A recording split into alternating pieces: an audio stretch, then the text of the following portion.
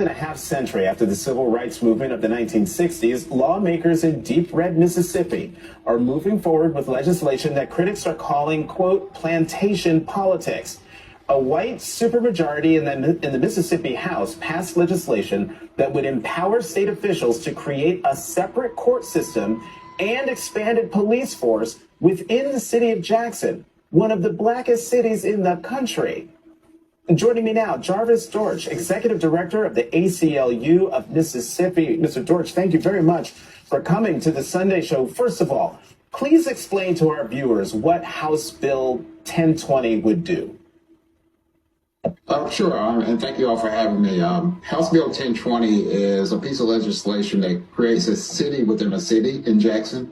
It takes an existing district which was passed about 5 years ago to add infrastructure funding around the Capitol, around state-owned buildings. It expands that district to include much of Northeast Jackson, which is the wealthiest part of the city, the part of the city with the highest white population. It expands that and creates a new judicial system within that district, and also gives the Capitol Police Force power to enforce laws within that district.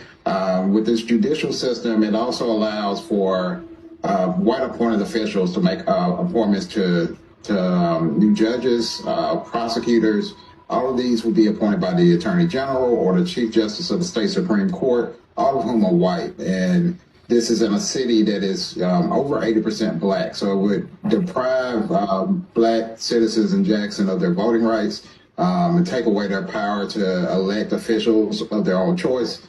It would definitely create a city within a city where, Jackson residents are going to feel like second-class citizens.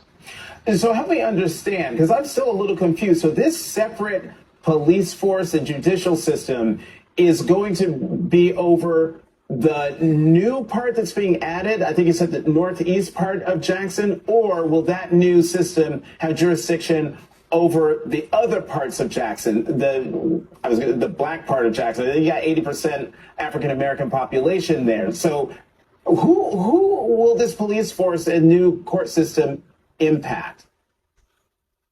Well, I mean, there are so many bills that are targeting Jackson. So there are some bills that are still alive now that would give this Capitol Police Force jurisdiction over the entire city. HB 1020 was a complete monster in itself. So this would target this area of the city that does have a higher property values. This is the wealthiest part of the city. And it's a region of the city that, Republicans still have a lot of influence, and they don't have that influence in city government. And what they've decided to do is, we can't get our way in city government. We're going to use the state legislature to give us our power back.